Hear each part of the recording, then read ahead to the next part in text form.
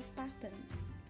A civilização espartana não deixa de nos fascinar por sua organização peculiar, disciplina rigorosa e costumes que diferem bastante dos habituais para a época. Um desses aspectos era a posição que as espartanas ocupavam na sociedade e que pouco se parecia com a de qualquer outra mulher de uma cidade-estado grega.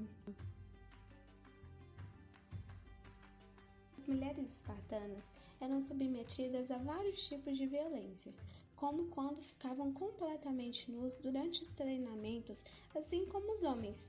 Esse fato evidencia um caso de violência, ainda que não havia vergonha por causa da nudez. Esse tipo de treinamento também rendia histórias inspiradoras de coragem para todos os espartanos, como no caso de uma espartana capturada por Dionísio, um tirano de Siracusa, que quando estava grávida de 6 meses, mesmo torturada brutalmente de forma violenta, não revelou os segredos da escola pitagórica, preferindo morder sua língua fora e cuspi-la aos pés do tirano. Plutarco nos conta que as parceiras eram tratadas mais pelas suas qualidades individuais do que pela sua fortuna, o que evidencia uma violência moral. Até os casamentos eram feitos de forma violenta. Antes do matrimônio, elas podiam usar os cabelos longos e soltos, vestir túnicas relativamente curtas, que deixavam seus músculos expostos. Uma vez que se casavam, seus cabelos eram cortados para a noite de núpcias, e elas deviam estar, a partir de então, com a cabeça coberta. As mulheres tinham estratégias para sobreviver socialmente. Um exemplo é quando as forças de Pirro se aproximavam da cidade. Lideradas por Arquidâmia, as mulheres espartanas se mobilizaram contra o seu envio para Creta, ante uma possível conquista da polis. Elas declararam que não há razão para continuar vivendo se Esparta for destruída, mas suas ações falaram mais alto que suas palavras, pois elas assistiram no esforço da cidade na criação de trincheiros construídos em uma única noite como uma última defesa contra os elefantes de Pirro. Um outro exemplo é quando os poucos homens restantes ficaram exaustos do trabalho. Elas tomaram o fardo sobre seus ombros e terminaram a trincheira elas mesmas.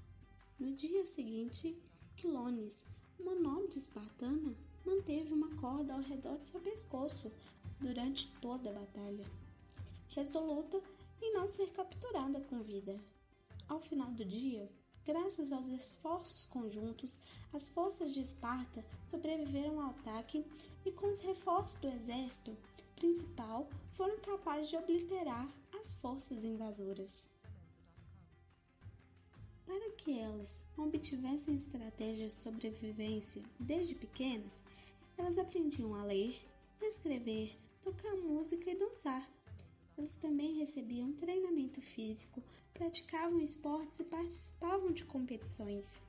A força física era uma das questões de maior relevância em Esparta, e no caso das mulheres, o treinamento as tornava mais flexíveis e resistentes à dor do parto. As mulheres espartanas eram tratadas de maneira quase única dentro do contexto das cidades-estado gregas, as polis.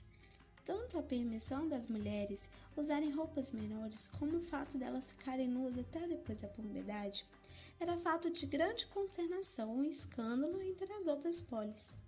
Em Atenas, por exemplo, além de ficarem a maior parte do tempo confinadas ao lar, as mulheres em geral usavam saias e vestidos que batiam nos calcanhares. Elas também participavam de caçadas e consumiam muito mais proteína do que suas contrapartes no resto do mundo grego. Em outros lugares da Grécia, cada homem só poderia ter uma esposa simultaneamente. No entanto, processos de divórcio eram extremamente simples e rápidos. Bastava que o homem mandasse a mulher de volta para a casa de seu pai. Em Esparta, as mulheres ainda tinham outras liberdades quase impensáveis. Elas podiam comprar e serem donas de propriedades. As mulheres espartanas eram famosas na Grécia por gozarem de mais liberdade e direitos do que em qualquer outra cidade grega.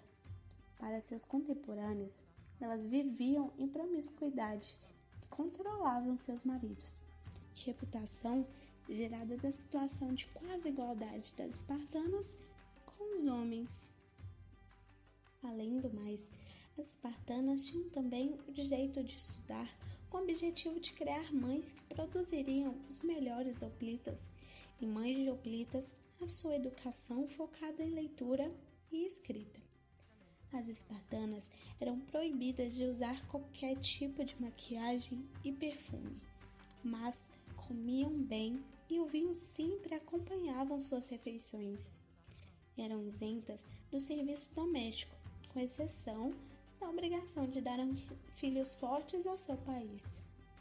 Poderiam seguir caminhos de aprendizado na música, na poesia e outras disciplinas. As mulheres espartanas também eram treinadas e encorajadas a falar em público, exaltando os corajosos enquanto insultavam os covardes. Quando os homens em idade militar saíam para o exército principal, recaía sobre as mulheres, velhos e crianças a responsabilidade de defesa da cidade, uma espécie de exército da reserva. Embora treinadas fisicamente, elas não eram preparadas para o combate real, pois elas não tinham habilidades com formações e equipamentos militares. Podiam pedir o divórcio livremente, sem correr o risco de perderem seus bens pessoais e de se casar novamente. No caso de um segundo casamento, elas não tinham que abandonar os filhos do primeiro casamento, uma vez que a paternidade biológica não importava na maneira de criar os filhos. Aristóteles tenta racionalizar o porquê das mulheres espartanas serem tão mais livres que suas contrapartes no resto da Grécia, e chega à conclusão que isso se dava pela ausência prolongada dos homens da polis, em períodos de guerra ou expedições militares. Daí a necessidade de algum grupo que dominasse os afazeres e tivesse mão forte sobre o Império Espartano. Aristóteles também nos conta uma história sobre um legislador que tentou diminuir as liberdades das mulheres espartanas com reformas restritivas, mas elas não ficaram paradas e se mobilizaram contra ele e conseguiram que ele não somente mudasse de ideia, mas voltasse atrás em algumas reformas propostas. Na realidade, as mulheres tinham ainda mais possibilidade de explorar o conhecimento, uma vez que os homens estavam constantemente sendo inundados de tarefas que focavam no seu potencial físico e intelectual focado direcionado ao campo marcial.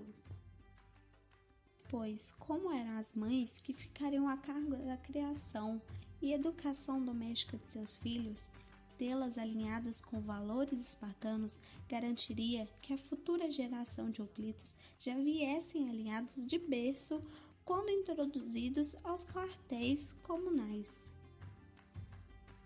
Uma curiosidade é que a maternidade era considerada tão importante, mas tão importante para a constituição do Estado, que as mulheres que morriam durante o parto estavam entre o seleto, que era um grupo de espartanos que tinham seus nomes gravados nas lápides. Apenas os homens que morriam em batalha e essas mulheres tinham tal honra.